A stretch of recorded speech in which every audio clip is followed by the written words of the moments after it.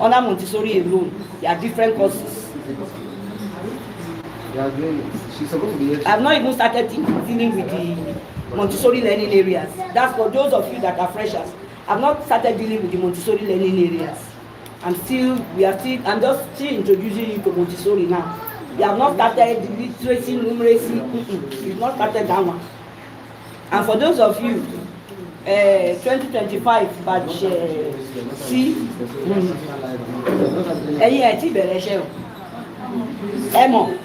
okay. Now, introduction to pedagogy. A clear guide for early years teachers.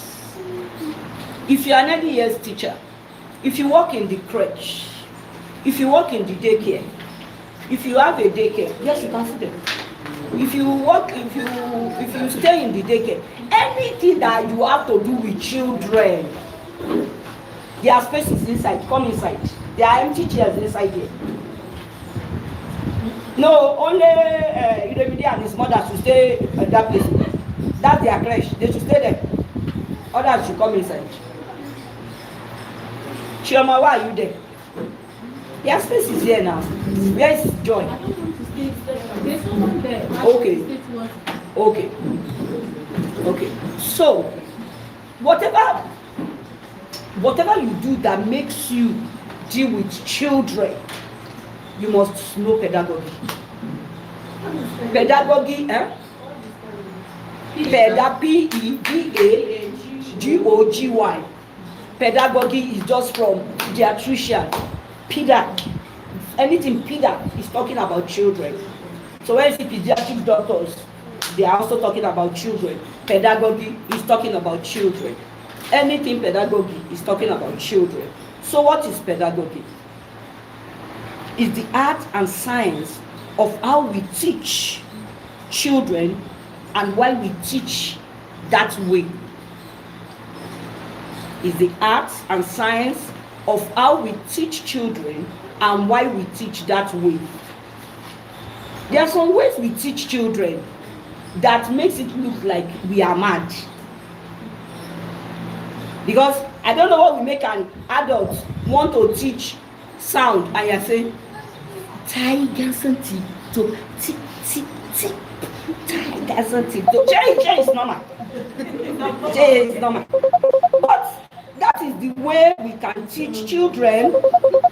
That is the way we can teach children for them to relate, because they are in their early years. They are small. If you are too serious, they don't understand the reason behind your seriousness. What's your problem? So if I'm interviewing for early years teachers and I see that everything I'm trying to do, I'll try to crack joke.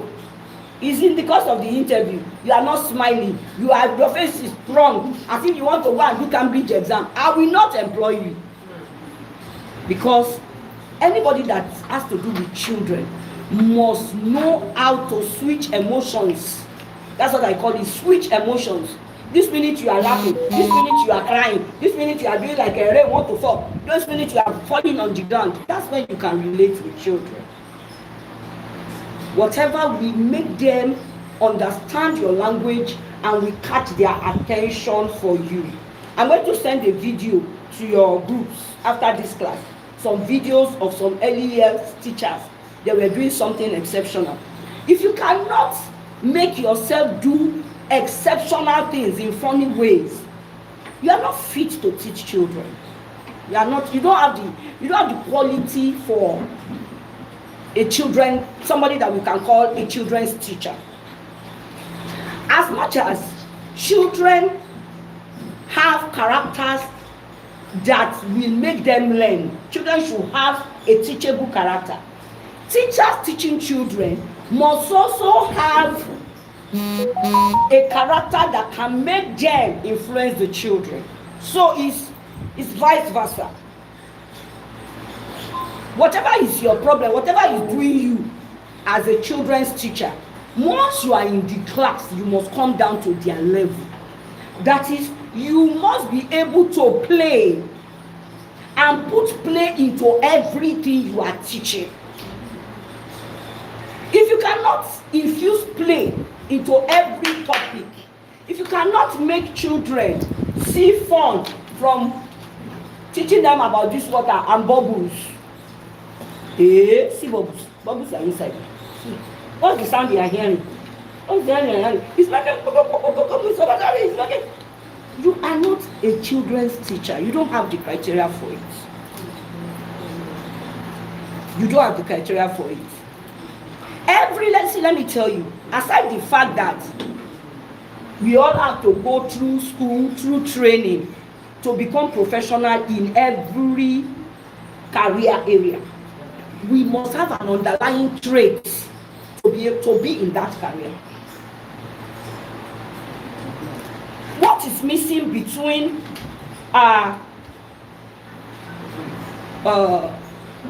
what we learn in school and what we see at the job market is because universities only interview for cognitive ability, summative tests, WAEC, JAM, post-UTME, everything is written.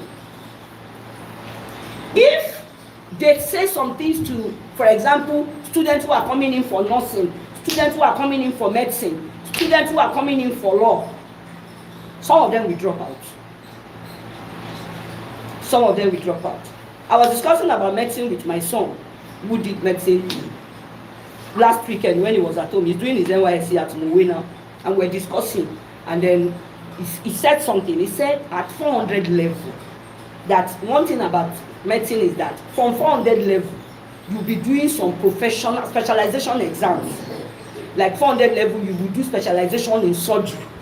500 level, you do specialization in pediatry or gynecology. You'll be doing those specializations like that. That's what makes medical school stretch. And that from 400 level, once you fail a specialization exam, they are dropping you. They will not even give you the opportunity to repeat. You can receipt at 100 level. You can have a receipt on 200 level. 300. Once you get to 400, you don't have the opportunity to receipt. They believe that you must have gotten enough information through what they are teaching you and your own personal research to be able to forge ahead. So at that stage, from 400 level, they don't want to push you. They don't want to help you. Now, why is it like that? It is like that because they are going to be dealing with human life. Human life, the human being is the most complex engine that God created. The brain alone has over 200 neurons. This head alone. After medicine, you are a doctor. If you want to specialize in this brain alone, psychology, you will learn this one for another 3 years. The brain alone. I'm not talking about the whole human body. So that's why you start hearing he's an oncologist, he's a pediatrician, he's an ENT doctor, he's this, he's that. And let me tell you the truth. In education, that is how it should be. That is how it should be. Because this level of education is the most important and most complex level of education anywhere. You can get a PhD in 18 months. They've been dragging me for PhD for the past 2 years. I'm not interested. Because what I've even studied on my own in my personal development is beyond PhD. I'm not interested in going to collect all the certificates, go and they worry me in that Nigerian university. For you to study early childhood education and be grounded, there's something about knowledge. When you know something, there's a confidence you have that I know this thing. There's this confidence that you will have. I don't see which interview they want to call me for today. As far as it has to do with education and early years, that I will now wake in the night and read book. Hey, which language do they want to that I've not had? Do you understand? What pains me is that we have not, most of our institutions have not even taken early childhood care education as serious as those medical fields. And this is more important, this is more complex, because this is the foundation upon which every other level of education is going to rest. It's like the foundation of this house. A few years ago, we were discussing about maybe we should raise this house because everybody was coming home and some of us were not getting rooms to sleep. And this is grandma's house, everybody has the right to come. So we were like, okay, let's take it, add one story, like four rooms or something. I told them, I said, if you want to do it, the first thing you have to do is to put pillars all around. First, that stuff is going to rest on that pillar. Because the foundation of this house is made for this load it's carrying. If it carries more than this load, problem will happen. The same thing with early childhood education. The reason why we are having problems in the primary school, in the secondary school, in the university, in the PhD level, is because foundation is not good. That's why you can see professors, people who have PhD, that behave like a fool. Because some things were not gotten right in their foundation. Early childhood education is where you set emotions right for children. They understand when you are annoyed. They understand when you are playing. They understand when you are serious. They must understand every emotion in early childhood education. They must understand texture. Every texture is soft, is hard, is smooth, is wet, is slippery. They must understand it in early childhood education. Knowing how to use their hands in different ways for different things. So when we look at what are children supposed to even know, between the age of 0 to 6, you will know how complex early childhood education is. So it's not only about what are children supposed to know. What is the person that is going to teach these children to know this thing supposed to know? Because when you want to teach somebody, you have to start from yourself. The same thing with parenting. To parent children, you have to be able to parent yourself first. If you cannot discipline yourself, don't have a child. Because whatever you model for them is what they want, is feeding and feedback. So it's the art of teaching and why we teach the way we teach. It's not just what you teach, curriculum. A lot of teachers are slaves to curriculum. In my lifetime, I must have visited about 250 schools, minimum. Different schools that I've visited at different times. The times I'm doing my master's, I'm going for my thesis, doing research, finding out about this, going to the one for education, the one for special needs education. So I visit different, both public, private, in Lagos and outside Lagos. Teachers are slaves to the curriculum. Scheme of work, our scheme of work, our topic. And why? Because most head teachers don't know what they are doing. It's the head. The problem is the head. So when you invite me to your school and say, Mr. Badare, please come to our school, I want you to come. The first thing I will look at is who is your head teacher. So I look at your head teacher and I discuss with her and I see that there's problem.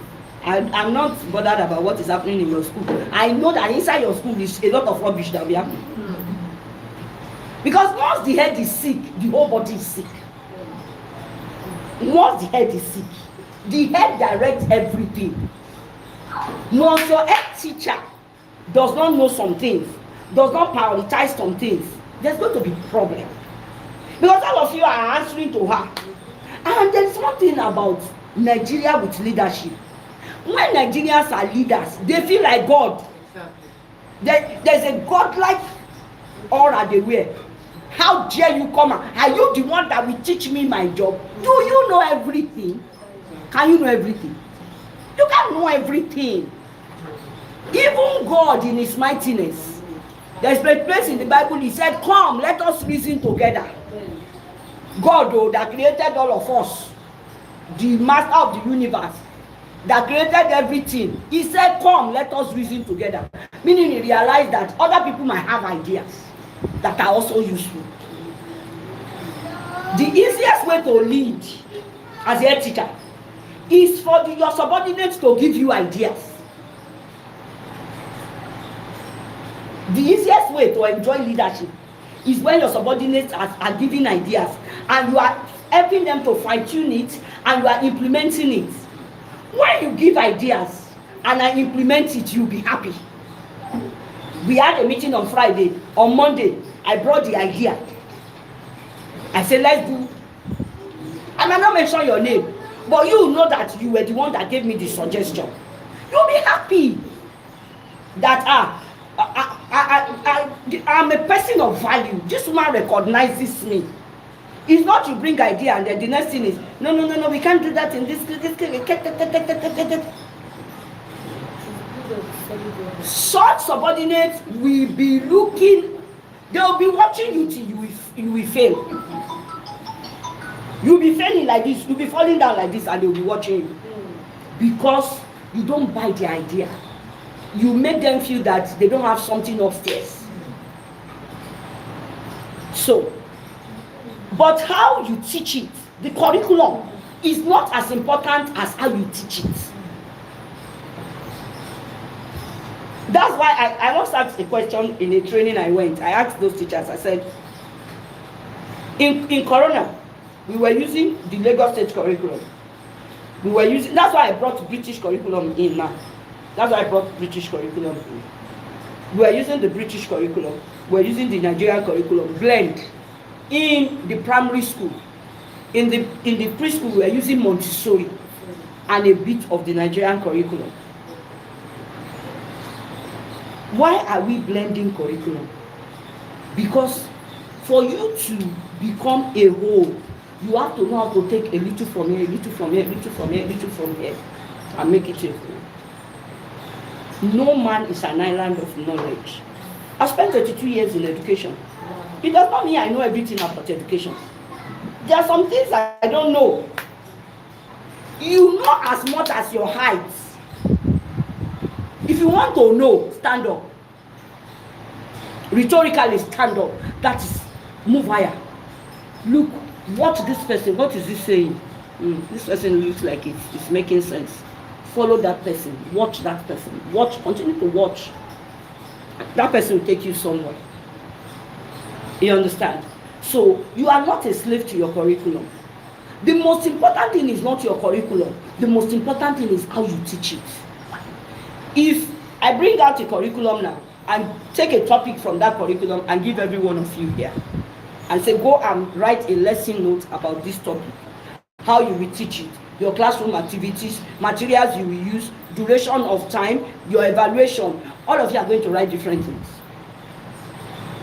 Everybody will write different things. If you don't copy yourself, all of you are going to write different things. Now, when we look at all of your feedbacks, answers that you submit, some might be too much. What do we mean? What do I mean by too much? The age of the child that curriculum is meant for, or the children, let's say, is 5-year-old. You might bring some activities that are meant for children 8 or 7. Then we can say, oh no, they can't do this activity. It's too much for these children. We bring it down. Some of you might play under. You might bring things for 2-year-old. We will now balance. Some of you will do exactly. We will now weigh everything and balance and discuss it and review it. That is what is called teaching methodology. So your methods, your interactions, your beliefs about learning is more important than the curriculum. The curriculum is just a book. The curriculum is just like the Bible. The curriculum is the Bible of education. How different pastors interpret different Bible verses is different. Why are some pastors standing out? Why are some pastors online that all of us are following them? Because God gives humans different expository into things. But before God can give you an unusual expository into something, He must have seen your seriousness and the level of your focus.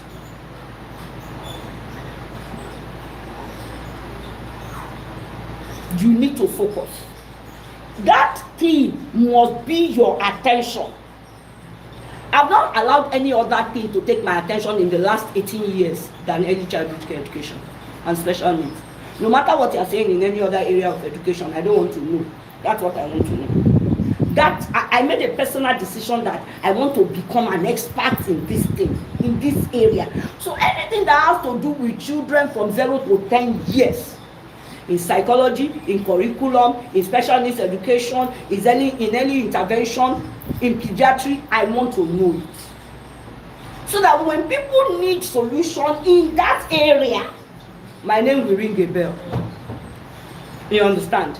I don't want to do a little of IGSE, secondary school, common entrance. There are people doing that. All of us cannot be doing the same thing. I started from secondary school. I studied fine art. I started from secondary school. And I became an HOD in arts. I can still work very well in the secondary school, but it's not my focus. You understand what I'm talking about? So, you have to have a focus. To become an institution in anything, you have to have a focus in that thing. In early years, pedagogy is everything you do that affects a child's development, from how you ask a question to how you set up a room. From how you ask a question to how you set up a room.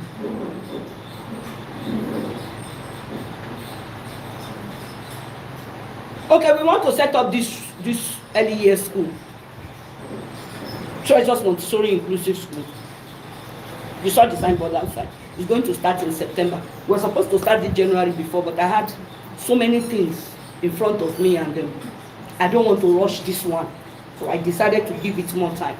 And then we are going to have different rooms. This is going to be a nursery 2 room. This room, I intend for this room to be a nursery 2 room.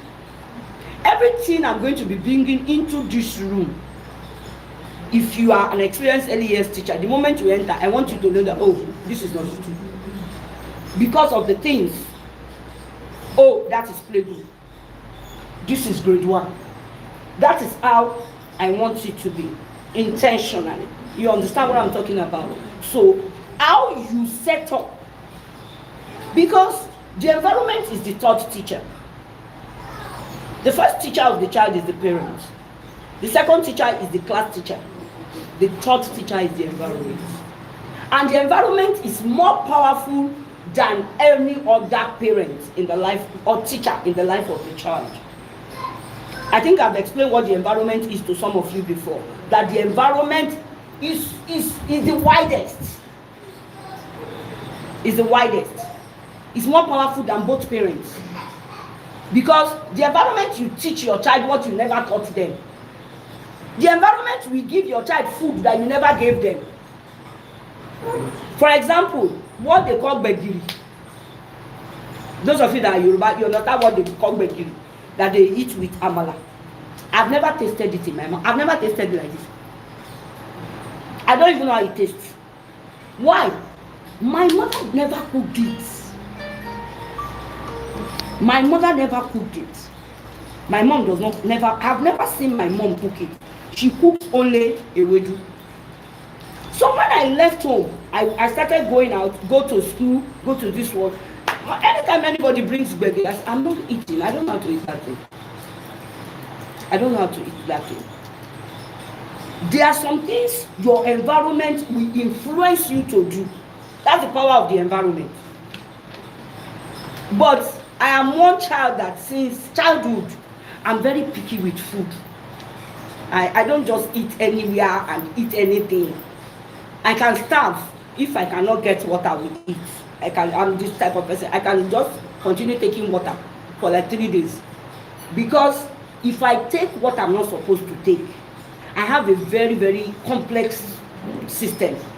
I can start vomiting and so many things, and I will not feel comfortable. So because of that, once I get to an environment, if I'm not going to an environment where I will not get the type of food that I eat, I can pack my food and take it along.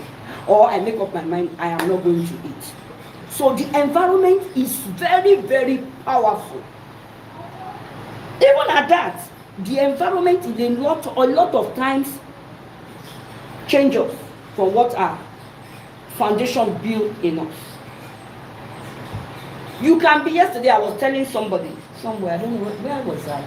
Yes, the school I went to train yesterday. You can be an introvert and a very quiet person by nature, out maybe from your parents, your genetic makeup. When you marry an extreme extrovert, narcissist, nagging, inconsiderate person, by the time you will live with that person for 3, 4, 5 years, you will change. Your family members will see you one day and say, it's you that is talking like this. Because we influence each other. But if you are a naturally calm person and you meet somebody that is cool, calm, he doesn't give you problem, he listens to instruction, when you complain, whatever you complain about has a meaning to him, you might even become more calm, because you are dealing with somebody that is, you understand what I mean? Now, why pedagogy is especially important in early years? Why pedagogy is important in early years?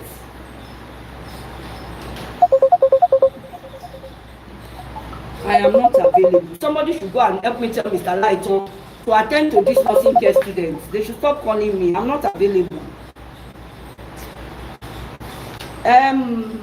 Okay, please, Shobusi, help me tell you. Now, brains are built. You see this brain? Our brain is built. The only thing we came from heaven with are sensory. When you pinch me, I feel pain, I cry. Why did you do that? I'm hungry. I feel hunger pangs in my stomach, and I'm like, I'm hungry. I'm having headache. Apart from that, we didn't come with anything. We didn't come with maths, understanding the concept of maths, understanding language, understanding this one. We didn't come with all those things. We came empty. Everything we are going to understand that will take us to where we are going in this world, that will make us become what we are becoming in this world, is going to be poured into our brain. Yeah, take a bit of maths. Yeah, let me put a bit of English for you. Let me put a bit of diction for you, so that you know how to speak grammar very well. So brains are actually built. Just like food helps us to build our body. Our parents started feeding us. We came very small like this. Our parents started feeding us, whether with breast milk, whether with infant milk. They give us water, they give the traditional way, and then we start developing. The same way the brain is built.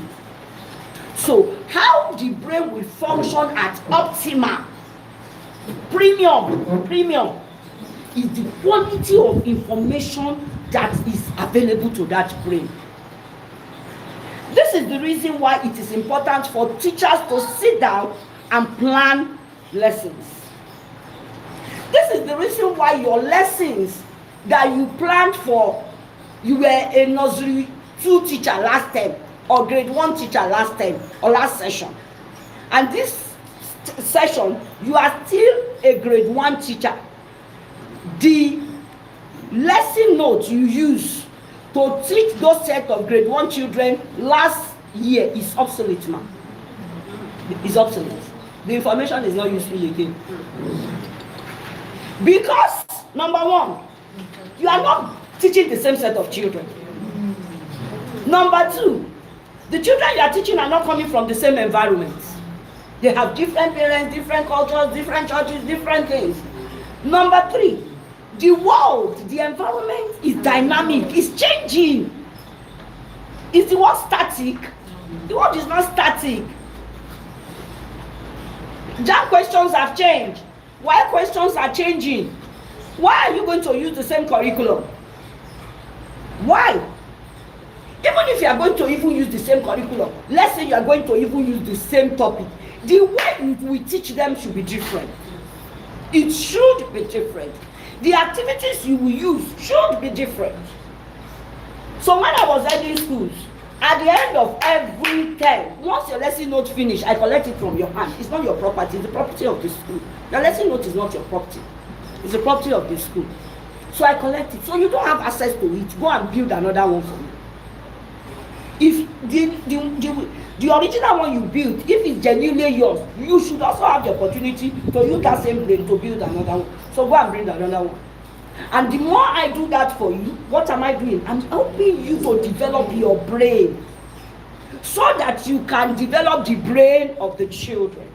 So the brain is built. 90% of brain development happens before the age of 5.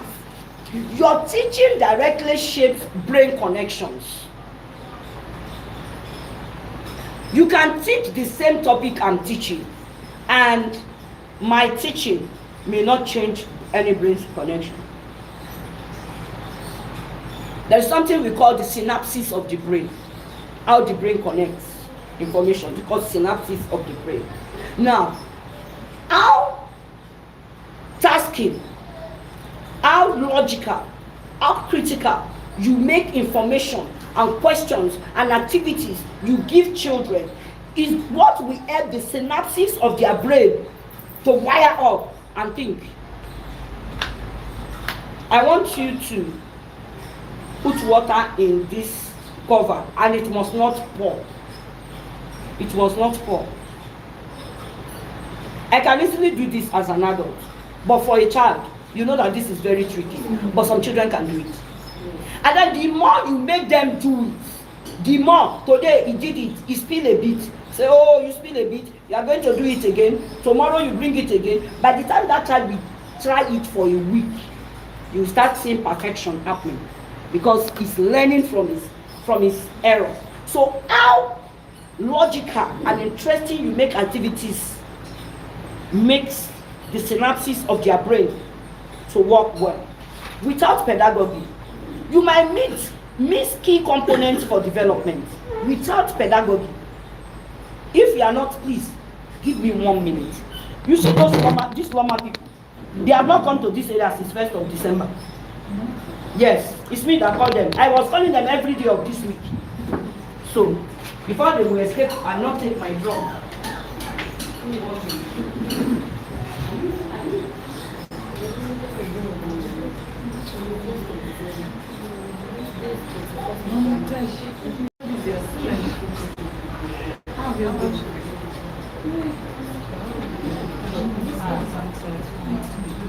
I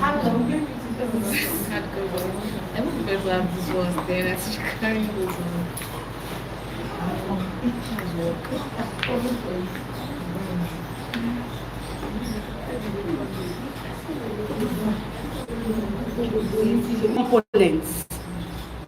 Components.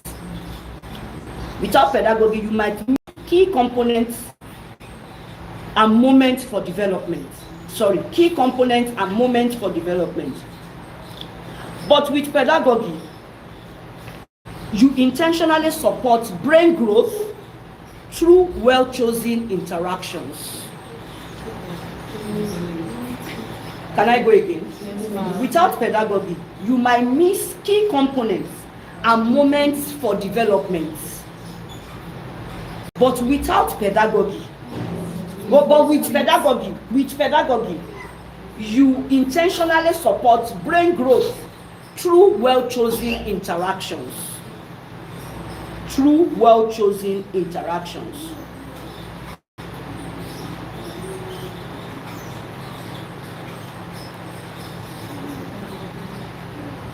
Did you get that? Yes. That's A. That's A. Through well-chosen. Yes. B. The first one I told you is A. B. You are not just a supervisor.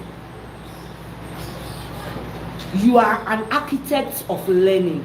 That means you build learning, you construct learning, you create activities, you go around it before you bring it to children.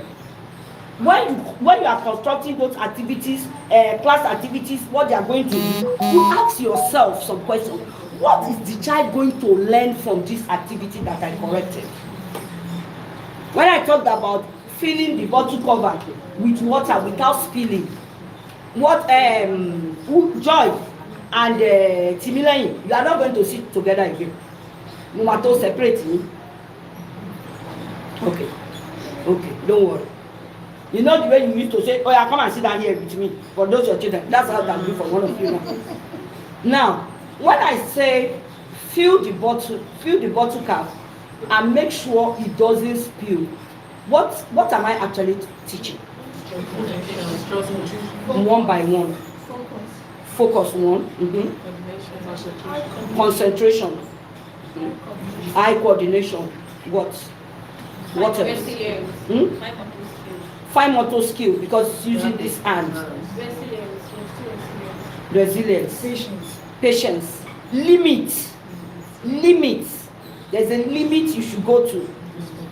And you can't go to get that limit except you focus. Then there is also stability. Children's hand will be shaking. You understand? So when I want to give this activity to a child, I might use this bottle cap, but I'm not going to use water as much as this, so that the weights will not affect their hand. Now, which age of children do you think can actually do this activity? 3 years. 3 years. No, 3 is too tasking for a 3-year-old. But from 4.5, 5, 6. But you find out that a child that has never been going through such complex activities, even at 7, might not be able to achieve it. Even at 7. Yesterday we were discussing about the age level of Montessori children and using some materials. And somebody said, must not go beyond age. I said Montessori materials do not have age limits. It only has age of introduction. It does not have age limits. The reason is, we have seen secondary school students that don't have good handwriting. So if we say, what are you teaching children in secondary school handwriting for? What do you mean? I changed my writing to cursive at 36 years when I was a teacher in Corona.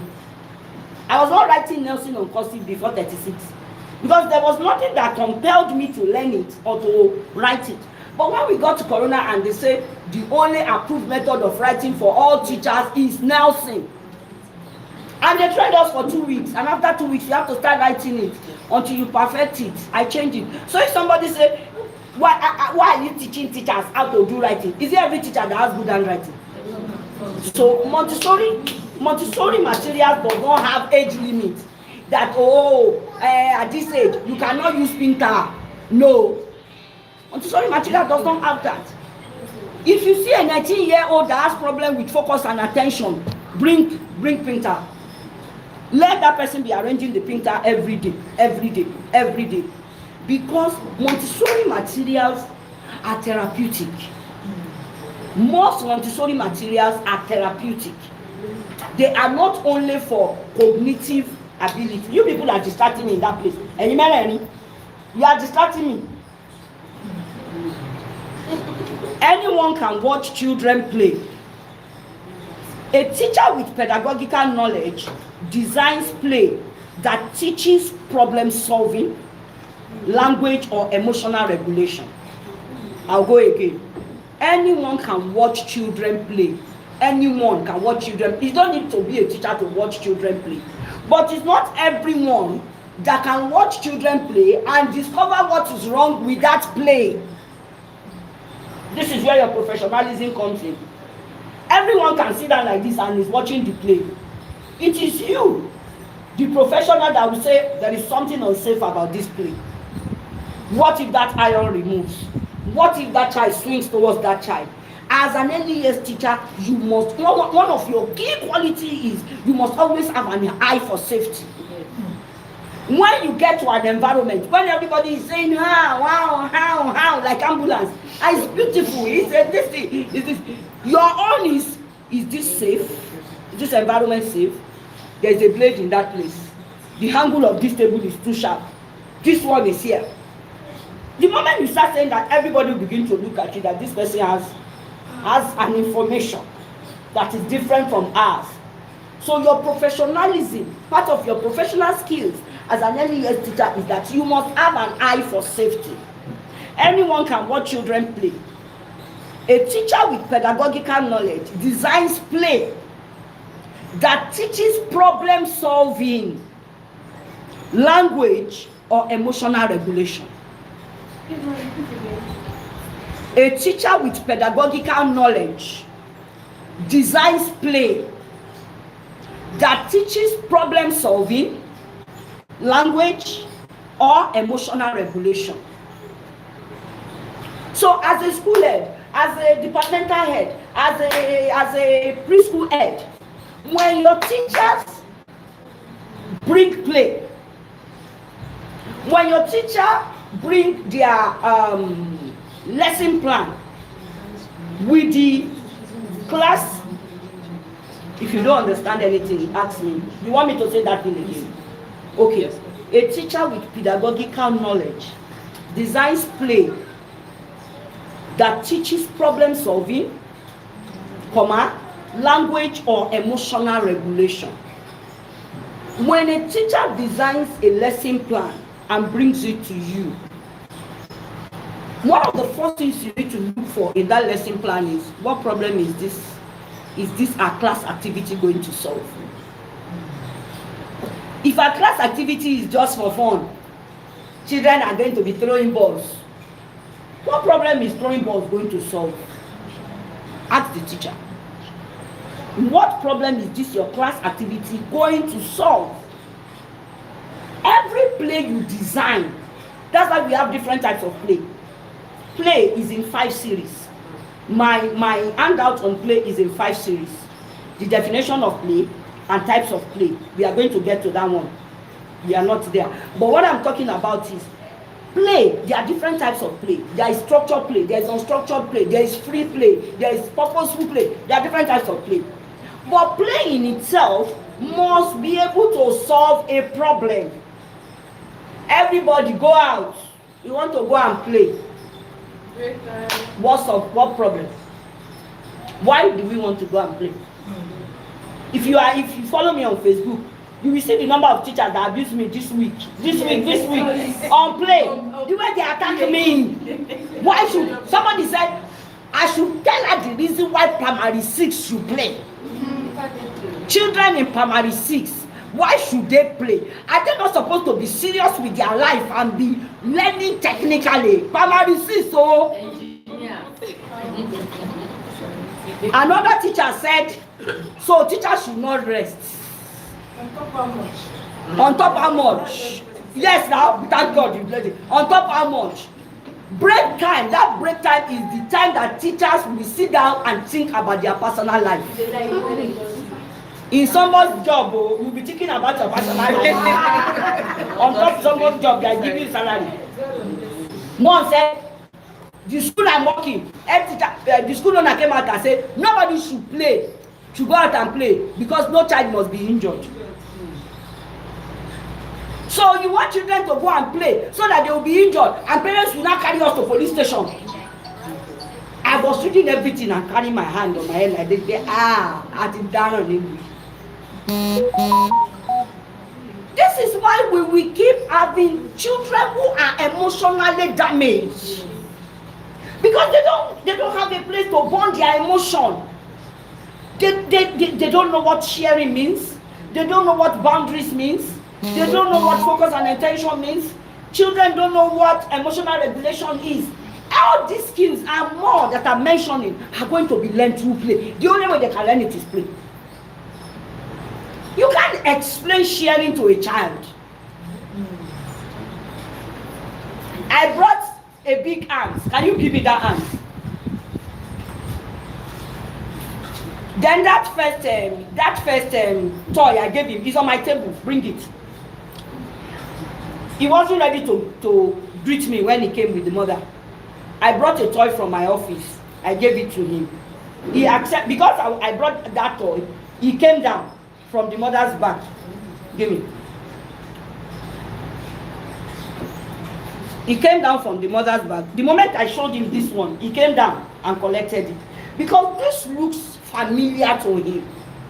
He has seen something like this before, whether on physically, he knows this looks like a toy. Immediately, he collected it. So, Mr. Lighton said that this one can break. So, I went to bring this for him. The moment I brought this, he said, wait. He doesn't want it. It's scary. It's too big. Now, if I have to help him conquer his fear of this thing, I'm going to start with hands on my body. Hands on my body. Show him picture of hands. Let him color an ant. Let him begin to get familiar. This is how an ant looks like. It has legs. It has 6 legs. It has a head. It has this. By the time we do that for 1 week, this boy will start playing with this thing. In fact, he will start using it to play ball. So, what am I? The focus of my play with him in terms of this is that I want him to conquer the fear. So every play must have a goal. That's what I'm saying. And it is your lesson plans I'm referring to as that play. Because everything you teach must be through play method. And every play must have a goal. Every play must have a goal in mind.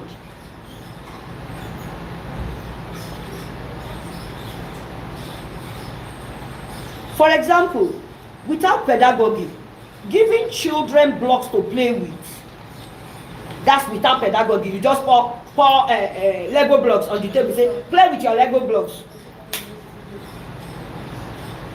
As far as I'm concerned, you are just engaging the children. What are they achieving with that Lego blocks?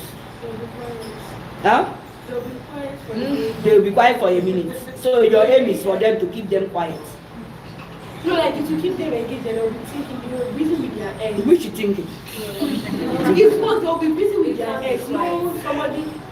Can I flash my bag? I want to eat. Yeah, crash them. No, it should be motor skills. It will help motor skills. But they will be quiet. But they may not be quiet. They may not be quiet. It does not define their quietness. Some of them might be quiet because they see something to. Before you know, after some time, some of them start fighting over. Give me. But if you have taught them sharing before you bring Lego blocks, everybody might stay with their own portion. Might, because it's subjective. You don't know the type of children. You don't know the type of children.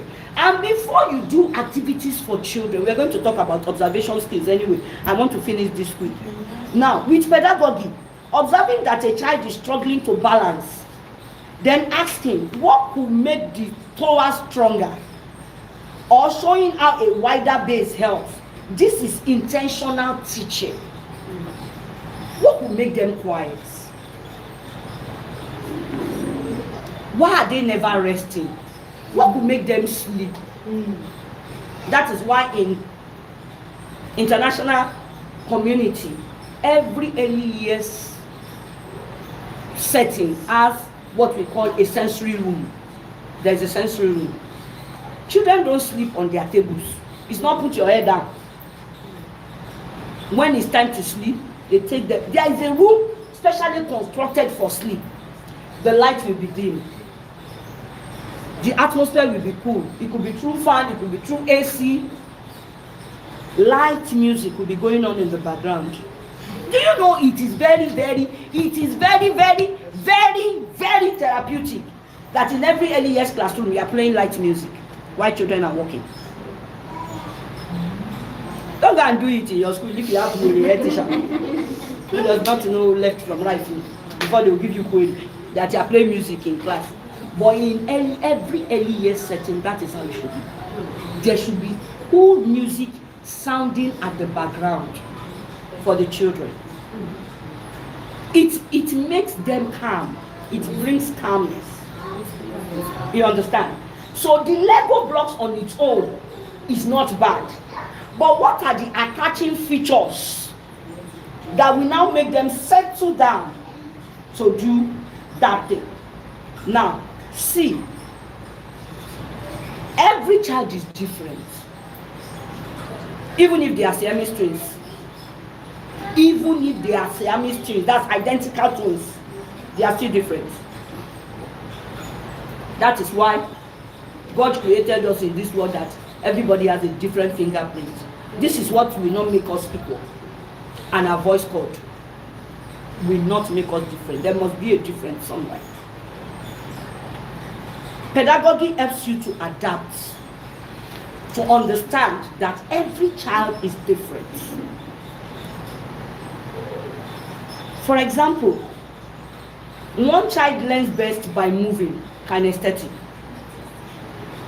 Another by looking. For example, one child learns best by moving. That's kinesthetic. That's a kinesthetic learner. Another one by looking. That's a visual learner. Without pedagogical understanding, you might teach only one way and leave some children behind. So you see the people that say, going out to play, break time is taboo. It's one method of teaching there is.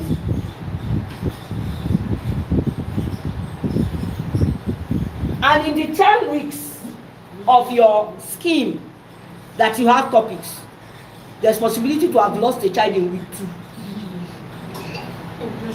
The child is in your class, but from week 2, he's not following you again. It's not in line with what you are teaching. Because you are not teaching the way you can learn. You are teaching the way you want to teach. You are not teaching the way you can learn. As much as I'm a social media rat, I'm a social media rat. If you are a social media rat more than me, you'll be having psychological problem or mental problem. I'm that active on social media. I don't off my data 24/7. I'm on social media. I may not be there looking at my phone, but things are dropping. I still can't read ebooks. I can't read ebooks. I don't read ebooks. There's no way I can read ebooks online that I will understand. I am a hard copy reader. If you want me to enjoy a book, give me my hand. Let me be flipping like this, marking it with biro, marking it with marker, colored marker. That's the type of reader I am. I must have it in that book in my hand. But I go and read it online. It's not me. There are so many books I bought that is on this my phone. I still told Mr. Lighton yesterday, as long as he doesn't print it out for me, that book will waste today because I won't read it. I might read it to a page, I'll just get tired. But give me my hand, I will read it. So you must understand children. What type of learner is this child? If they are 22, they have 22 different learning styles. And it is your responsibility as a teacher to know each person by the way they learn. Chisom will only learn if he's alone. That means don't make him sit with any other person. Give him a personal chair. He will learn. He will concentrate. He will focus. Because he has very short, naturally children have very short attention span. Then there are children who have worse, they don't even have attention at all. Some of them are not even, some of them are not even ADHD. Some of them just have issues with focus. They are, so they can't focus for a long time to get what you are talking about. So when you have that type of child in your setting, before you open your curriculum, the first thing you have to regulate is that focus. The first thing, the first job of the teacher is regulation of the children. It's not the curriculum. I don't care how long it's going to take you to regulate a child when they come in, whether it's 2 weeks, whether it's 1 month. But if you don't achieve that regulation, you are going to spend the next session waste. your effort will be wasted. Everything you are teaching, the parent of that child will come back and say, I don't even know why you people are teaching him, because he cannot write, he cannot do this, he cannot do that, he cannot read. Because you did not regulate the child. So your first duty as a school, as a teacher, is observation. During play, what does he do? During activities, dancing, what does he do? Writing, what does he do? Storytelling time, what does he do? Does he listen? Can he even tell you one thing out of the story you just said? On the assembly, what does he do? Is he busy fighting? Is he singing? Did he close his eyes when they were praying? Some children don't have all these things I've mentioned. You want to teach him. What do you want to teach him? You're just wasting your time. If you are teaching that child, you're just wasting your time. You have not regulated the child. Some children are self-regulated from home. Maybe they have parents who know some of these things we are talking about. Maybe the activities they intentionally do with him at home. A child who is engaged with screen time, more screen time at home, might have a bit of regulation. You know, screen, you need to sit down and be watching it. But the problem with those ones is, if it is not screen you are also using in class to there will be no concentration. Because your talking does not bring out the color, this thing. So for you to engage that type of a child who has become a screen addict, you have to use a lot of color, all these color papers, color. That's why in special needs education, when we want to start teaching children with ADHD or autism, we don't use white paper. We don't use exercise book, all these exercise book. We use color papers, pink, blue, because colors attract them. So whatever you now put on that color will now make a meaning. You understand now? So the first thing for you to achieve with the child is regulation. I don't care the age of that child, but when it's coming in, it could be 5, it could be 4, it could be 3. Is there regulation? Do that observation, write it down. He can do this, he can do this. There is no child that will enter my class that at entry point, I don't have a record. There's a record of your entry point. Any child, when I was in the classroom, once you enter my class, the first thing I will do is observe you, do assessment, write a record of your regulation, of my observation about you. Number 1, what does that teach me? That teaches me how to teach you. Who are you? I know. You are a restless child. Okay, no, now I know who I have. So I will fix your seats where you give me limited problem. Because you are not the only person I want to teach.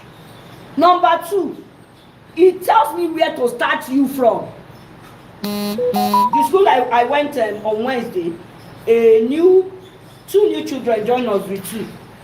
So I told the school owner, let's do assessment. The boy has actually gone to school because he could sound most of the letter sounds, although he was missing some. He understands that there is something called 2-letter words, but he can't match them. When you put no, he can't blend. So I said, yes, nursery 2. So I told the school owner, I said, he has gone to school. He couldn't know all these things by magic. The issue is, she has not told me anything, no, but I told her the issue is there is a learning gap. Is either this child has not been in school for some time, because whoever introduced him to letter sound, if he was going to school regularly, should have introduced him to 2-letter words, and by now should have introduced him to CBC words, 3-letter words. For him not to know 2-letter words and CBC words and it's 5, there is a gap. He said the parents said they went to stay with grandma for like 6 months, they did not go to school. Bam.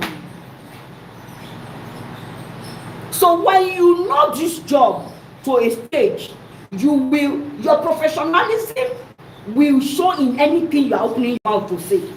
You will say things, people will ask you, how did you know? It's professionalism. That is the only thing doctors have. When you go to them, you say, I am feeling some pain in my breasts. When do you always feel it? Is it hot? Do you feel some type of temperature in the breast? They want want to know whether there is a lump, whether the lump is cancerous, he will first do that, ask you those questions before he now say, okay, go and do a scan. They are not witches. It's because he has dealt with several types of breast issues. So he knows after saying it's warm, there's probably a lump. There's the lump, and maybe she has stayed too long to present in the hospital. So there's possibility for the lump to now become cancerous. If it has not become cancerous, there's nothing we can do than maybe she will do chemotherapy or they will do surgery. You know all these things. That is the way it is in these early years. So you see that our job is very, very complex. So it's not ABC long 1, 2, 3 long. And when you learn it well and you know it, 2 things will happen to you. You have confidence. You talk with confidence. Number 1. Number 2, no school will offer you stupid salary. No school. Because if no school is even offering you salary, you have job. There are so many things you can do with the knowledge you have. Yes, Mr. Lighton, this thing is not charging. It's telling me it's going up. He's calling for me. It has even gone up. It's plugged and it's going up. You understand now? So, regulation has to come. And when regulation comes, like that observation I've told you, I said it will help you to know who the child is. It will help you to know how to plan your lessons. It will help you when parents come, the Nigerian parents come to do the usual Nigerian parents thing. He doesn't know anything. The school is coming from. This thing has off itself. It has not been charging. I just brought it here now. It was not charging before.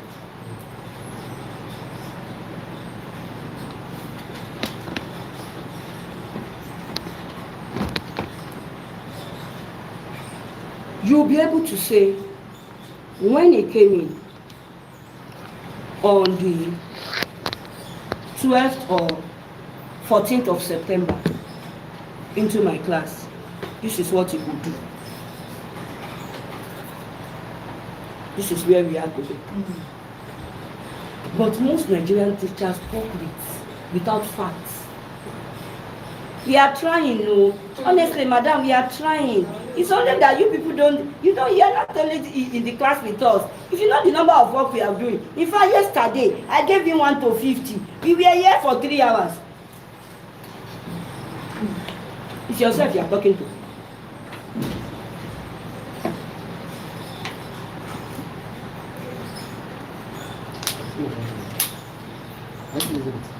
I'm still using it now. I will have to use my phone. Where's that my second phone? Not this one. The one you transferred from is with you. You have really done for pedagogy. Bring that pedagogy out for me. It makes you talk with facts. Facts. That this person has facts. This if parents and school management know that you are a teacher that keeps record, they'll be careful with you. They'll be careful with you. I can't even remember the number of times parents tell me, be careful with Mr. Badari. If you go and carry that diary now, he will tell you the color of cloth you wear the day you brought your child to school. And I will tell you, mother walked in at 9 a.m. with a child and a nanny. That's how I will narrate everything in my book. You remember that day, man, you came with your nanny and you're telling her to go and bring a handkerchief in the car. Well, tell me how you want to tell me, I don't know. So I will be able to tell you that we are doing what we are supposed to do, but we are not magicians. The growth and progress of your child. No, I've not got to that place. What number am I? Is this C? Every child is different. Yes, this is where I am. Okay. Now, one child learns best by moving. I said that. Kinesthetic. Another by looking, visual. Another by movement, gross motor. Another by sharing. Different ways. You understand? Now, Without pedagogical understanding, you might teach only one way and leave some children behind. D.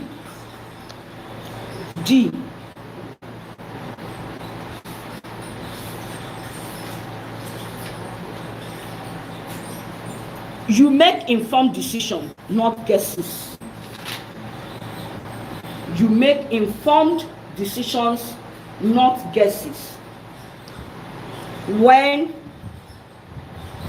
you are using pedagogic method, you make informed decisions. I hope you understand what I mean by informed decision. You are not just guessing. Maybe let's give him 2 plus 2 first. No, let's give him simple addition. Don't give him only addition with subtraction. Let's use for a child that cannot count 1 to 25. You are going to simple addition and subtraction. It's not identification of numbers. You are still supposed to stay. Somebody that does not know the direction of 9, difference between 9 and 6, you are giving him addition. Okay, if he writes 6 and he does like this, and he wants to write his own and he turns it this way. So you understand what I mean by you need to know the child. Now, children can be chronologically 12. What I mean by chronologically is the date of birth, the exact date of birth, and can be psychologically and emotionally 6. Yes. We did an assessment of an autistic child who was 19. His brain was 7. The things he could do are the milestones of 7-year-olds. And he's 19. So how do you now put that type of person in welcome Mrs. Elias. How do you now put that type of person in secondary school? What is he going to do in secondary school? In some primary school classes, he can't even thrive. He can't perform at optimal in grade 3. Grade 3 is for 7-year-olds now. If you put him in grade 3, he can't perform well. That's a 19-year-old. So, but we already know that he has developmental disability. Why didn't we just say, okay, he has developmental disability, let's just agree that he's autistic, he cannot go to school? No! We still do IQ tests. Because he could have problem performing when it comes to cognition. He might have other skills. And that child that I'm talking about actually had other skills. He was a non-verbal autistic. But at the time we were doing his assessment, the same person who was a non-verbal autistic at birth, when we asked him, how are you, Joseph? He tell you, I'm fine. Where are you going? Toilet. So I thought, because when the mother came, the first thing she said was, he's non-verbal. I said, stop calling this child non-verbal. Non-verbal is somebody that cannot communicate. How are you? Thank you. Where are you going? Toilet. Do you want to eat rice? The fact that he's not forming full sentences like other children, we know that is a problem. We will solve. He's talking in monosyllable, picking words, but he is non-verbal. If he's non-verbal, he will not bring out all these words. So, G, you make informed decisions, not guesses. When a child throws tantrums during circle time, guess approach. What the guest approach we say is, they are just being difficult. They are not just being difficult. Tantrum throwing is a behavior.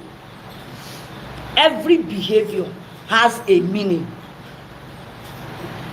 Always have that in your head as an early years practitioner. Every behavior of a child has a meaning. Now, how do you understand the meaning of a behavior? What happened before the behavior? A child that doesn't cry when he is coming to school suddenly enters the gate and is screaming, rolling on the ground. It's not, stand up, why are you? You don't want to come to school? No, that's not the question you ask. The adult who brought the child is the person you should ask, what happened? What did you do to him?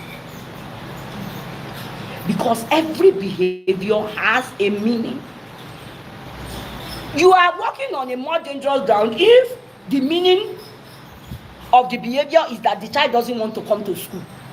You need to find out why the child does not want to come to your school. Maybe the teacher is wicked. Maybe there's something happening in the class you don't know. So you must get to the root of every behavior. That's why what happened before the behavior is important. What the behavior is important. The solution or consequence that comes after the behavior is also important. ABA, Applied Behavior Analysis. It's part of the course you will do in the third semester. ABA, Applied Behavior Analysis. Why every behavior is important and every behavior has a meaning. A behavior can start in 2025 January and the consequence of the behavior will start showing. Even as adults, our behavior is who we are. Our behavior is who we are. We wanted to employ somebody when I was in Abuja a few weeks ago, and we did meeting. She scaled some of the criteria we are looking for. Good handwriting, has been in early years, this. By the time we started talking about money, salary, the director was talking to her. I was observing. When she left, I told him, I said, she's going to accept what you give her now until she finds the next big opportunity. She will leave. She will not be committed. And she has actually accepted that 200K that day. So we did that interview on Thursday, and I came to Lagos back on Friday. On Monday, the director sent me a message that she said she won't accept that salary. The moment I read this message, I just smiled. I now replied him. I said, I already told you that she will accept what you are offering until she gets another offer. Because he was talking, but I was studying, I was watching behavior. If you study ABA, I have certification in ABA stage 1 to 3. If you study ABA, the whole stage of ABA, stage 1 to 3, without people opening their mouth, you can predict their behavior. Because a lot of things talks about your behavior. If you are talking to somebody and the person is shaking his leg like this, while you are in the discussion, the person, you see leg shaking like this, that person is thinking. He's listening to you or she's listening to you, but there is another second thought going on. He's not agreeing with you. He's not agreeing with you. It's like, I'll be coming from Ketu to this place every day. Transportation is 7,000. That's about 10,000. 10,000 times 22. You understand? If you are talking to somebody and the person is doing the person is thinking. If you are talking to somebody and the person closes her eyes and opens it before giving you an answer, the person wants to lie. Is that hesitation? The meaning is, what do I tell her? You understand? So ABBA teaches you all this complex, understanding complex body language and everything. If you are talking to somebody and the person, it has a meaning. I won't tell you everything. I know you want to learn everything. I won't tell you. Eh? ABBA is part of your course, don't worry. But it's not that. Which one is amen? So, guest approach, they are just being difficult. Children are not just being difficult. Every behavior they put up has a meaning. Pedagogical approach, you consider. When you are coming from the approach of somebody that has learned pedagogy, you consider that behavior. What is happening is the first thing that should come to your mind. What is happening? She doesn't cry when she comes to school. Why is she crying today? So you begin to ask questions. If there are people around that can answer your question, you begin to ask questions. What did you do to him? Did you beat him? Did you take something from him? If it's a child that can talk to you, what happened? Did mommy take something from you? I've seen a parent that said, it's because we switch off the cartoon and we say it's time for school. That's why I started screaming. How do you put on cartoon for somebody early in the morning? A child. It's like you are telling him to choose between school and cartoon now. It's better you don't give him the option at all. You wake up, we are going to school. We face school. But okay, let me put on TV for you. Then when I go inside and bring your food, you have given the child the second option. And if you ask him, who doesn't want better life, soft life? Nepo baby. Mommy, let me continue to watch my cartoon. You understand? So immediately she said that, I was like, you caused it. Why did you put on cartoon in the morning? Why is this TV even coming up in the morning? So, age-appropriate attention span. Every age has an attention span.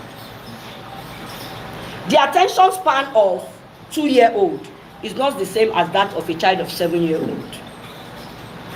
But remember, I've told you. Did you see Mr. Lighton? Okay, I'm busy. You remember I told you that a child can be 7 and have the brain of a 2-year-old.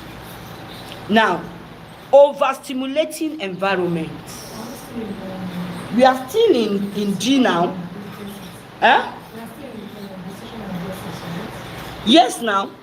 Decision and guesses. Guess approach. I said guess approach. They are just being difficult. Should I have explained that children are not just being difficult. Then I said psychological pedagogical approach. You consider. These are the things you consider. Age-appropriate attention span. Does this child have age-appropriate attention span? Is this the type of attention span this child should have at 6-year-old? You have to look at all of that before you make decision. That's why you should not guess. You are bringing complex math for a child of 3-year-old. I say he's not paying attention. As how? Which attention? Is a 3-year-old even supposed to do complex math? What type of attention do you want him to bring? What type of attention? Why do you think Oyibo people does all children's material with color? It's to get their attention. Have you ever seen any childhood material they design in black? It's to get their attention, because they understand that there is an attention span needed for every age. The attention span of a 3-year-old is different from the attention span of a 5-year-old. It's different from the attention span of a 9-year-old. You understand what I'm talking now? So before you say he's not paying attention, what you brought to use to gain his attention, is that the type of thing you should bring? You want to gain Iremide's attention? Want to talk to him about scripture? You go and bring New King James Version Bible. As how? You did not see my book of Bible story. You did not see all those Jehovah Witness type of scripture book. You go and bring your King James Version. You Iremide listen. Psalm 23 say, you are teaching yourself. It's yourself you are teaching. Is the environment overstimulating? Some school environments are overstimulating. You see this classroom decoration? There are some schools that have entered that has, is this place a shrine? It looks like a shrine. Color, so many colors were everywhere. The color of the classroom is pink. This one, that one. It's too much. Colors affect our emotions as humans. I'm not talking about children. As humans, even adults. You want to know how color affects your emotion? Go and paint your room in green. Use green color to paint your room. Before you know, you will develop insomnia. You will even know that it's the color that is making you to develop insomnia. You will not be able to sleep. Why do you think when you watch all those abroad videos, people abroad on TikTok, they take pictures? Why do you think all of them, their house is always painted white? It's It's because they know in the importance of color. Hue. Color is called hue. So the emotions and the brain of humans. There are some colors, if you use it to paint your room, you will not have a peaceful sleep. Because they have their effect. Every time you open your eyes to see, they have their effect. They have their effect. You understand? So is the environment overstimulating? Ask. I went to a school. They have a very long corridor all the way. That's when you enter from their gate. There's a long, like, wall, fence. Their fence is long. So they painted the whole fence with pictures of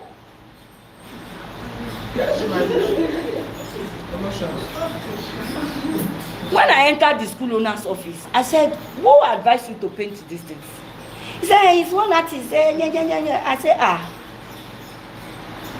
why should children be scared from your gate? I started interpreting the emotions all those things can bring. She had to call somebody to clean, leave it plain. If you don't have money to get the service of a quality person to paint for you. What is this? All of these things cause emotions. So another question you need to ask yourself is the environment overstimulating?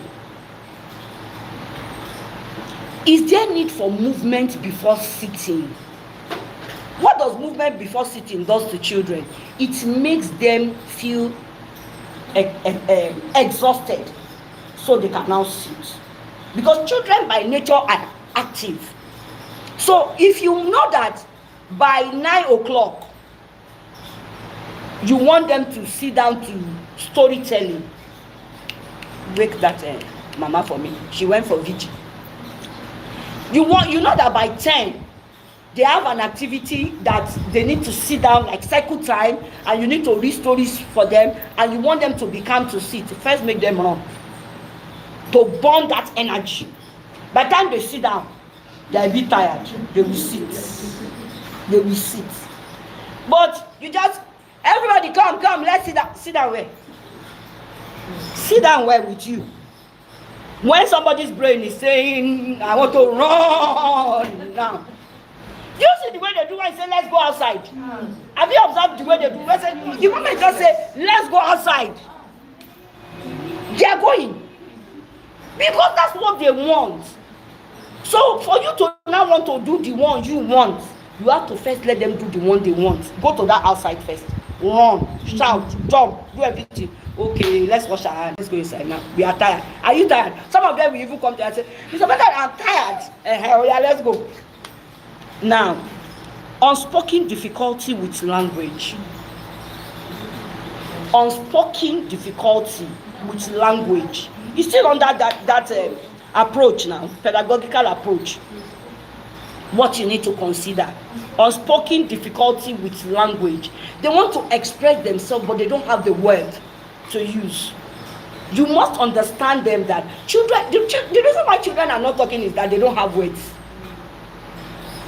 So, how engaging communication and language is to them is what we give them the words to use. So, you go and put a teacher that does not like to talk, an introvert, or that does not have good language skills in a year 2 class or a grade 1 class. The children will not talk. You will just find out how the children, what they will be saying, because nobody's talking to them. Nobody's talking to them. For that type of class, if you are employing, whoever you are putting in that class must be somebody that will be ready to talk to them. Because there is a stage that we get to, you are the one that will talk, you are the one that will answer. Demilade, good morning. Say good morning. Demilade, how are you? Say I'm fine. But you will do that for like a time or two. By third time, everybody is talking. Because they've learned talking in your. One of the things I will never allow in an early years environment is for the children to be quiet. Why should the nursery school be quiet? Tell me why a nursery school should be quiet. If it's not rest time that they need to rest with work, it's now like maybe 12:30, like around this time, the sun is coming out, and we do like 3 hours of active. Why should a nursery? A nursery is quiet by 9 a.m. Who are the people working there? So no, tell me, why should a nursery be quiet? This is an environment where we have children that are learning language development and communication. So why should the nursery be quiet? The nursery should be full of activity, talking. Somebody is singing, somebody is reading right, somebody is saying, I love Jesus. And you get there and everywhere is quiet. I will sack you. I will sack you. You are not qualified. I'm not qualified. These are the things school owners and school management don't know. That is why these are the reasons why school have problems.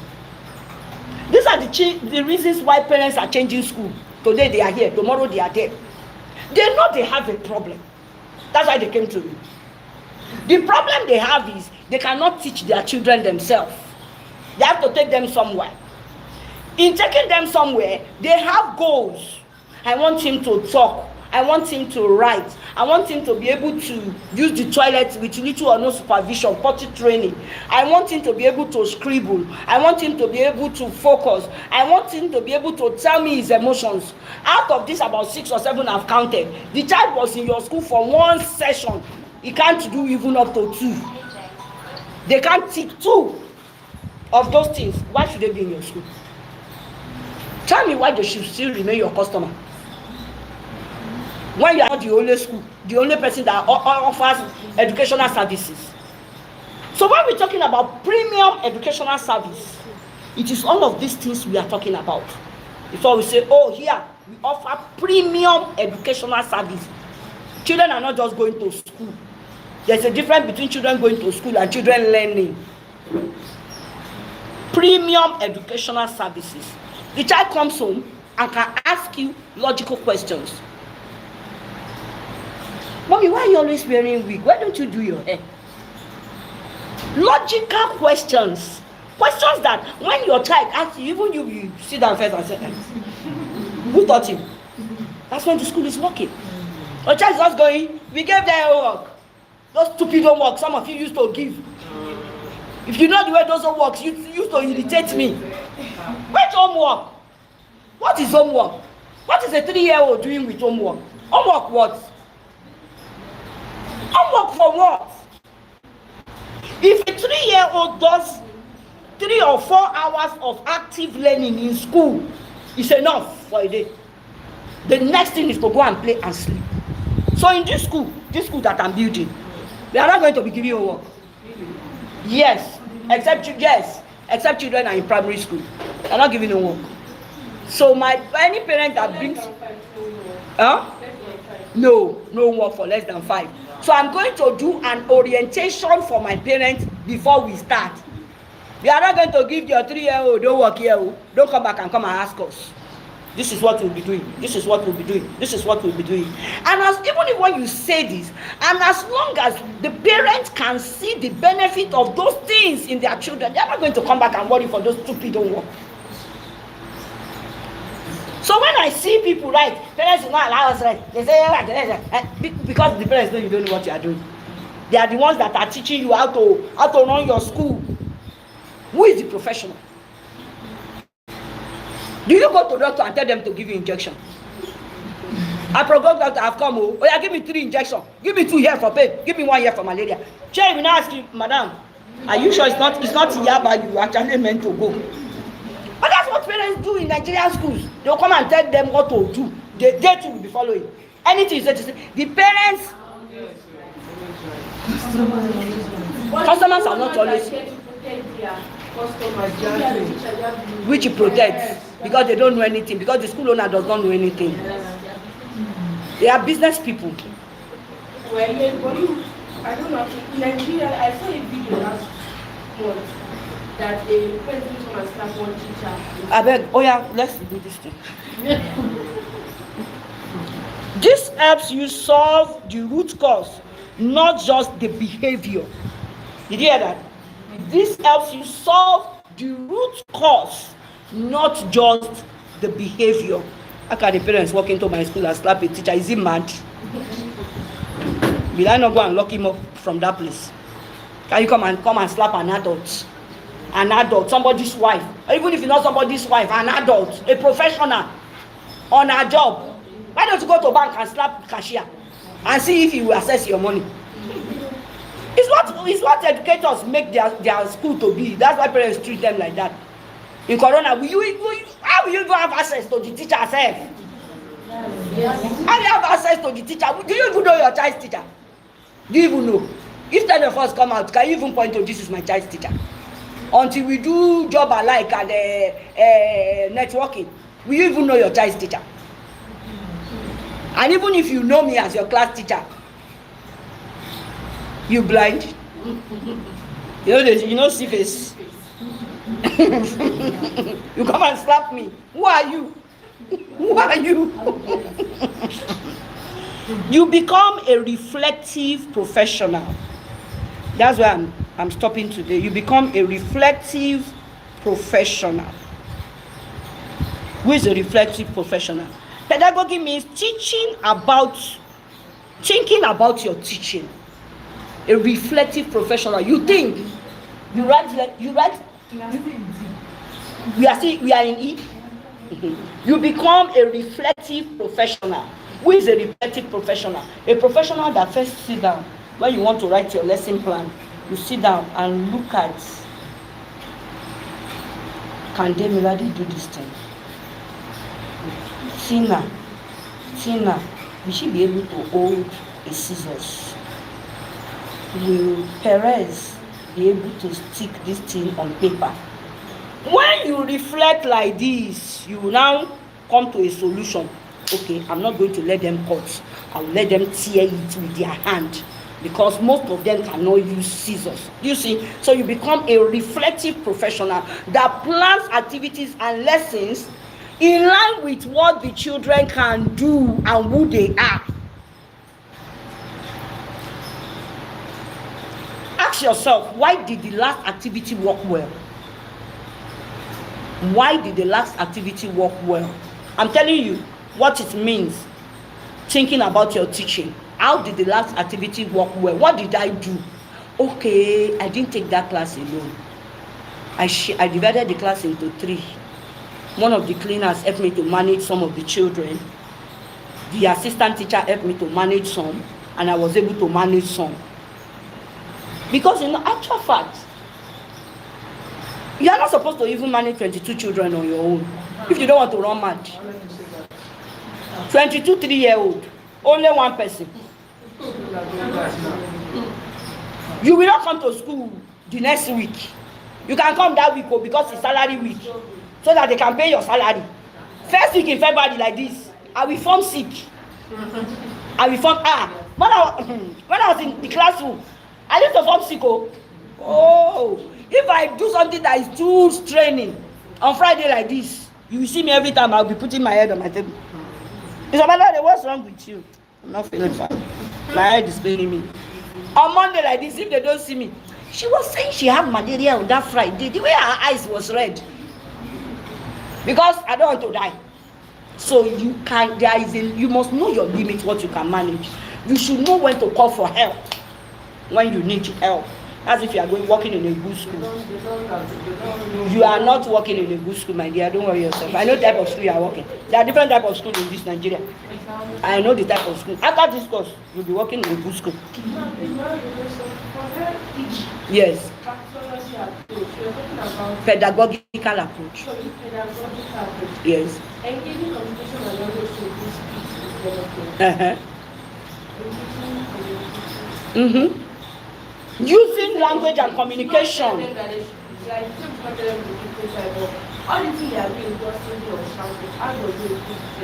It is what you are doing in the class that will direct the things they are saying.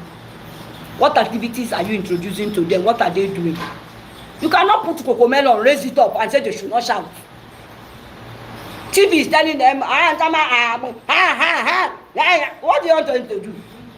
If you begin to say, I love you, you love me?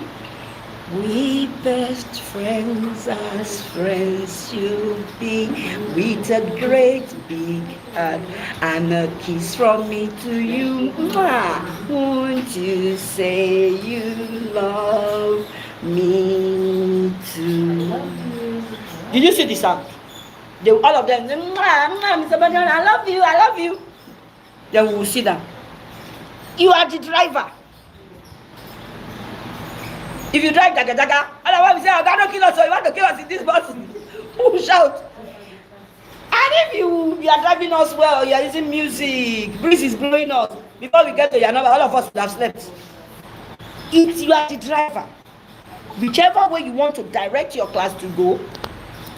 Now, what could I change to help a child more? A particular child, what could I change to help?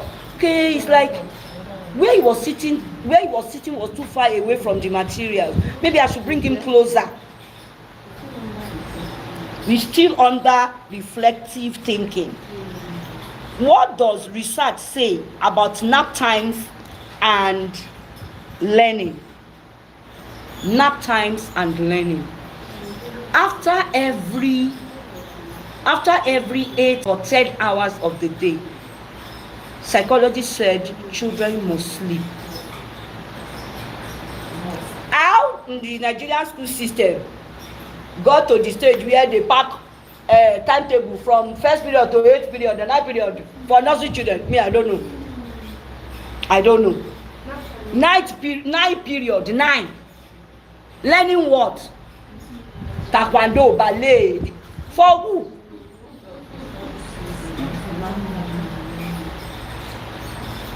Shobusi, can you help me call Mr. Lighter? Now, this makes you a thinking teacher. Not just following a script. When you follow the scheme of work, the timetable, what the head teacher says, you are following a script. You are not a thinking teacher. Any school that cannot allow you to reflect on your personal class procedure and fix some things to make it work, is not a good school. If I enter your class as your supervisor or as your head by 12:30 and I find some of your children sleeping, the question is, what have they done today? And you are able to show me, oh, we did coloring, we wrote, we identified numbers, we scribbled, we pegged, we used the painter, and then after eating, I think they want to rest. You have done something. Children are not supposed to sleep in this school. Their parents will come down and say, why are they sleeping? How can you make children to sleep in this school? Now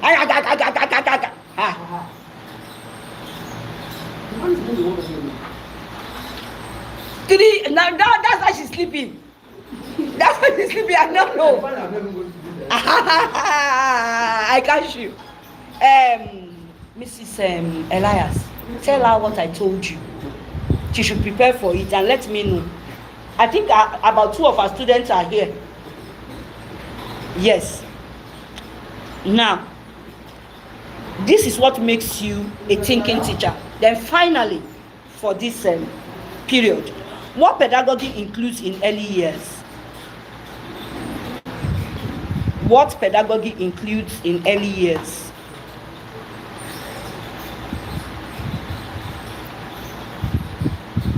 Area of pedagogy, what it means and why it matters.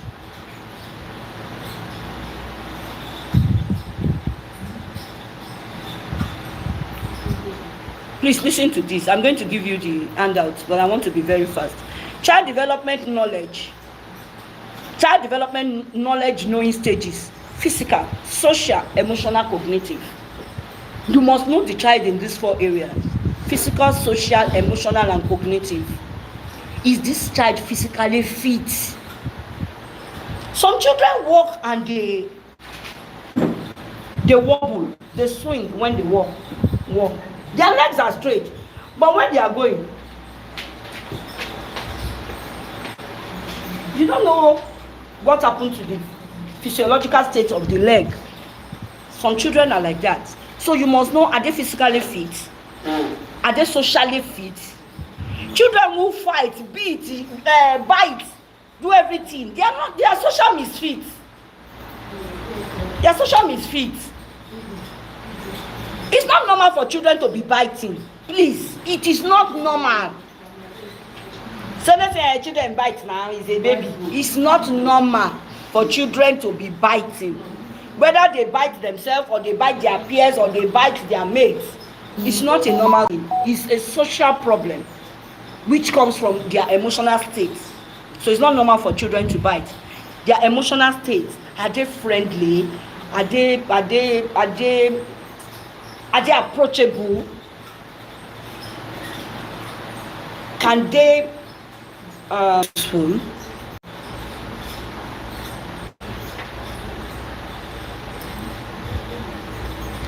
Learning environment design, that is how you arrange space, materials, sounds, lights.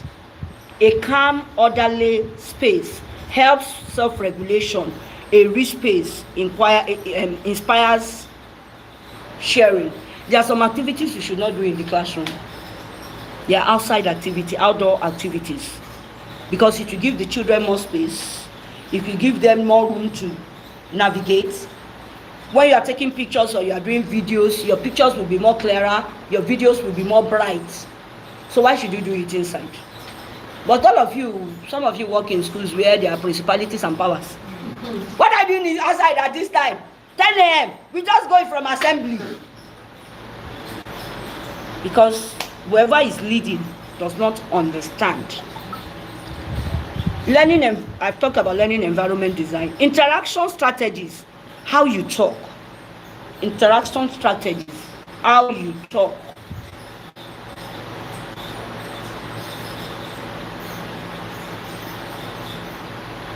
Listen, comma, question, comma, respond. How you talk, how you listen, how you respond, and how you question are very important. A child is trying to ask you a question. I've told you a nursery school should never be quiet.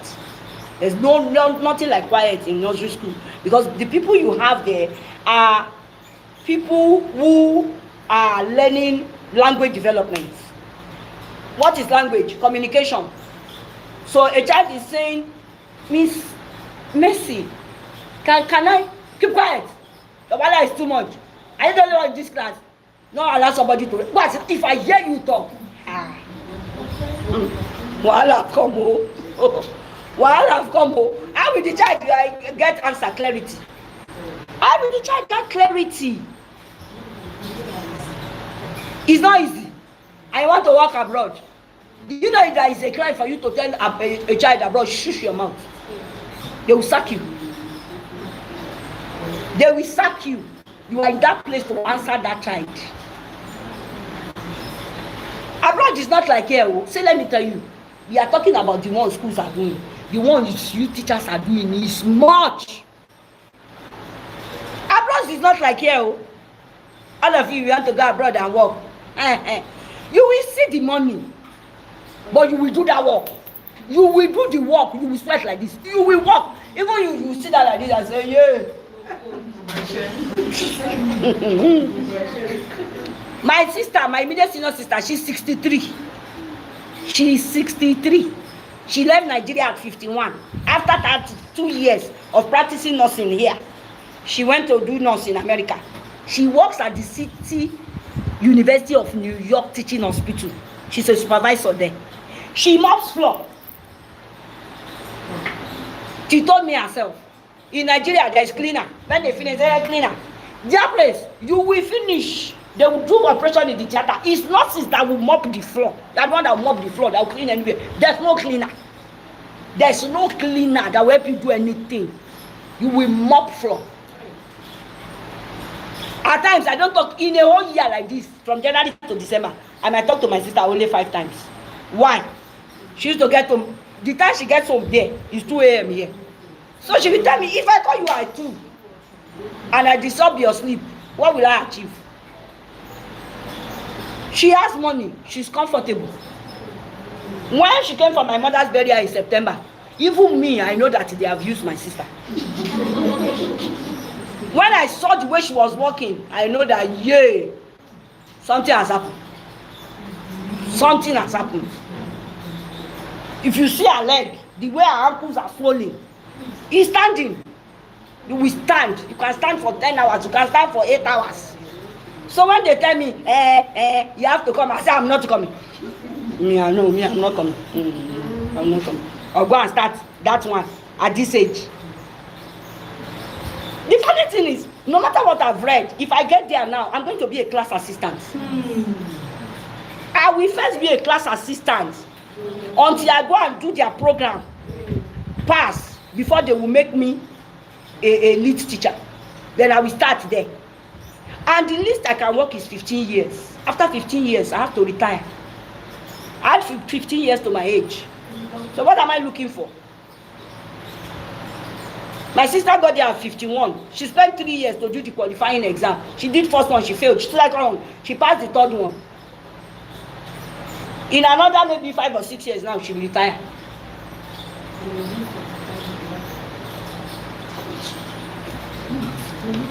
All her mates that they passed out from Lutz together, they have retired in Lagos State. They have retired. Who were working under Lagos State government, all of them have retired. She's still going to work 5 a.m., 6 a.m., 2 a.m. So by 70, she'll be like this. But she will have money. So you people are enjoying a lot too. I'm telling you the truth. You are enjoying. I have friends who are working in UK in early years. America, Oman, Doha, Canada, Australia. I have people who are working there that I talk to every day. They don't sit down. Which one is child is talking to you? 7 children will be talking to you at the same time. You'll be answering them. You will not answer. When CCTV is watching you. Interaction strategies. How you talk, listen, question, respond. Open-ended questions. What do you think? Always learn how to throw the questions back to the student. We're supposed to go out this afternoon and go and play outside. What if we don't go? What do you think? Do we stay in our class? Let them begin to give you ideas. You will be hearing story. If you stay in our class, will you give us biscuits? Will you put on TV for us? I don't give us Capri-Sun if you stay in our class. No, John, let's go out. Let's go and play ball. Everybody will be talking. From there, you will know who is actually thinking. But it's so sunny. If you go outside, we are going to sweat. It's hot outside. Somebody will tell you, it's hot. Oh, I don't want to go inside the sun. That's a child that is thinking. But the child that is not thinking, that just want to go and drive a car outside. Let's go out there. Let's go out. Let's go. There's no sun. You see sun like this, you tell you there's no sun. Partnership with families, communicating and working with parents. Communicating and working with parents. Children learn better when home and school connects. When home and school connects. But as much as you want to communicate and connect with the home, please always maintain professional boundaries. Always maintain professional boundaries. Nigerian parents can be very, very anyhow. Partnerships with family, communicating and working with parents. Children learn better when home and school connect. You learn more about the child.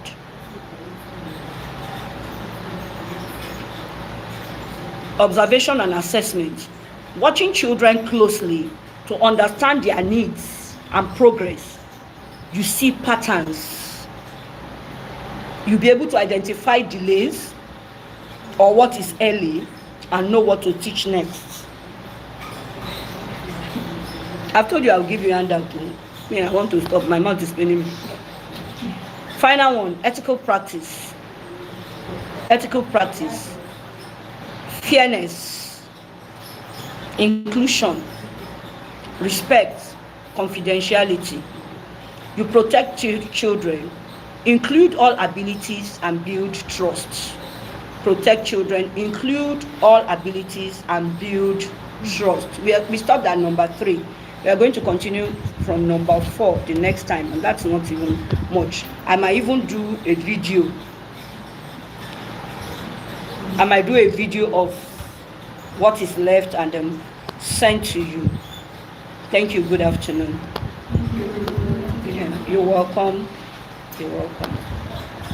Who is this? Yes, okay.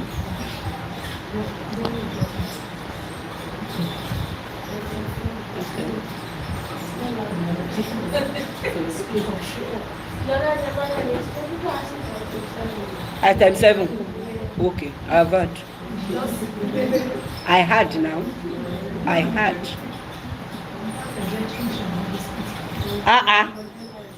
From Ikorodu?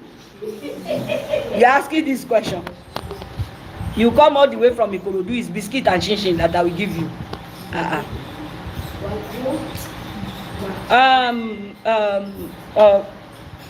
Can somebody call me Mrs. Shobusi? Can you call me Mrs. Elias, the music teacher?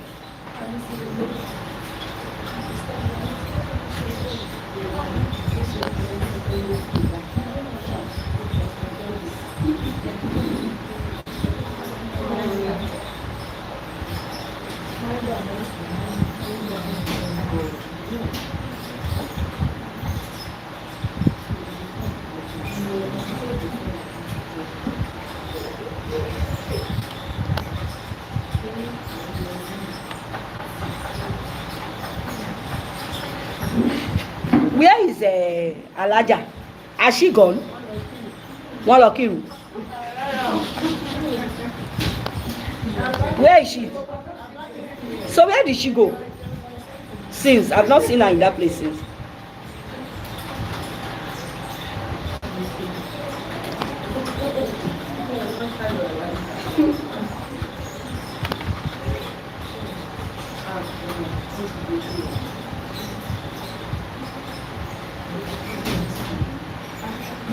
Miss Elias, how are you? I same to you. I want to know if there are any of your students that can play the keyboard. You are on it. Somebody is playing. And Mr. Lighton needs to record it because we want to use it for advert. Okay, I'm coming to look at it now. Because then these people, yeah. Have you thought? Has she started with you? Yes, ma'am. Has she ever taught you music? Somebody is saying no. Somebody say yes. Speak out. Yes, I said yes. This you are, maybe you were not around. Okay, sit there with you. I'm coming. Our first set will see.